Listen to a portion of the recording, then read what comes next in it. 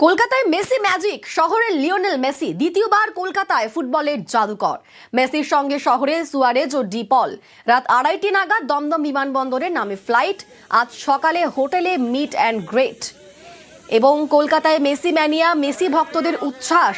যুবভারতী স্টেডিয়ামে goat concert. সকাল থেকেই স্টেডিয়ামে ভিড়। এলএম টেমকে সামনে থেকে দেখার অপেক্ষা, যে অপেক্ষায় ভাসছে গোটা শহর। বহু দূর দূর থেকেও প্রচুর ভক্তরা এসে পৌঁছে গিয়েছেন। আর সেখান থেকে আমাদের সঙ্গে সরাসরি রয়েছেন প্রতিনিধি সুদীপ্ত। এলএম 10কে সামনে থেকে দেখার অপেক্ষা, কতটা আবেগে ভাসছেন ভক্তরা এই মুহূর্তে, কিরকম উচ্ছ্বাস?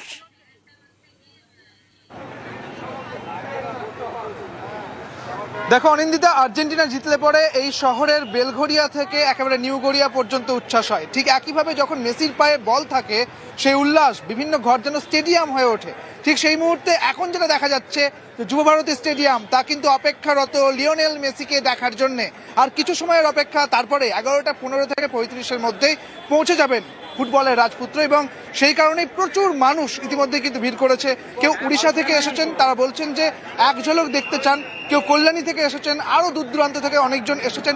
প্রচুর মানুষ তারা কিন্তু ইতিমধ্যে এসে গিয়েছেন এবং তারা যেমনটা বলছেন যে এক ঝলক দেখতে চান, তাদের যে চিৎকার, সেই চিৎকার পৌঁছে দিতে চান। এবং একইভাবে যে দেখা যাচ্ছে, একবার ভিড়টা দেখাতে বলবো আমার ক্যামেরা পার্সনকে।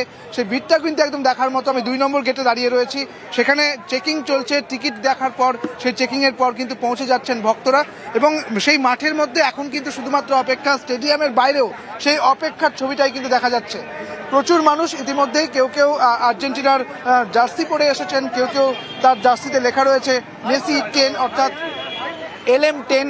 এবং সেই ছবি কিন্তু একেবারে স্পষ্ট, অর্থাৎ মানুষের মধ্যে উচ্ছ্বাস, মানুষের মধ্যে উত্তেজনা। এবং একেবারে মানুষের মধ্যে উত্তেজনা, উচ্ছ্বাস তো স্বাভাবিক, সেটাই তো থাকা উচিত এবং সেটাই রয়েছে। তারই পাশাপাশি আমরা একটু লেক টাউনের দিকেও নজর রাখবো। কলকাতায় মেসি ম্যানিয়া লেক টাউনে 70 ফুট উঁচু মেসি মূর্তি ভার্চুয়ালি উদ্বোধন করবেন মেসি। হোটেল থেকেই ভার্চুয়ালি মূর্তি উন্মোচন। আর লেক টাউনে ইতিমধ্যেই প্রচুর মানুষের ভিড়। আমাদের সঙ্গে সেখান থেকে সরাসরি রয়েছেন প্রতিনিধি অনুপ। এই মুহূর্তে সেখানকার ছবিটা ঠিক কিরকম?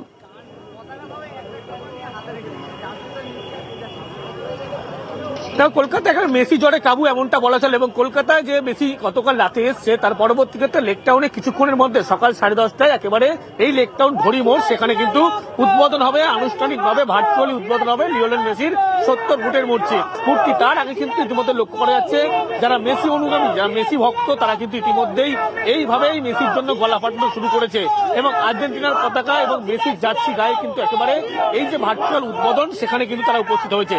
এবং প্রত্যেকে তারা কিন্তু মেসি জ্বরে কাবু, যেহেতু মেসির নামে স্লোগান, এই লক্ষ্য করা যাচ্ছে। এবং যে চিত্র আমি তোমায় দেখাচ্ছি একেবারে লেক টাউন ঘড়ি মোড়, সেখানে কিন্তু একেবারে মেসি ভক্ত তারা এইভাবেই ভিড় জমিয়েছে। কিন্তু অন্যদিকে যদি ছবি দেখাই, যার জন্য এখনো পর্যন্ত বহু মানুষ তারা কিন্তু অপেক্ষা করছে। ঠিক 10:30টায় আনুষ্ঠানিকভাবে তার উদ্বোধন হবে ভার্চুয়ালি। এবং এই যে 70 ফুটের মূর্তি, সেই মূর্তি কিন্তু ভার্চুয়াল উদ্বোধন হবে। সেই মূর্তির ছবি দেখানোর চেষ্টা করব।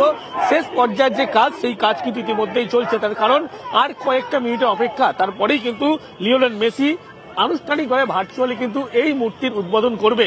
এবং এই মূর্তির উদ্বোধন করবে যেখানে রাজ্যের দমকল মন্ত্রী সুজিত বসু, তিনি যেমন ভার্চুয়ালি সেখান থেকে উপস্থিত থাকবেন। এবং এই মূর্তি কিন্তু কিছুক্ষণের মধ্যেই একেবারে উদ্বোধন হবে সকাল 10:30টায় আনুষ্ঠানিকভাবে ভার্চুয়ালি। এবং যেখানে রীতিমতো মেসি জ্বরে কাঁপছে গোটা শহর। ধন্যবাদ অনুপ।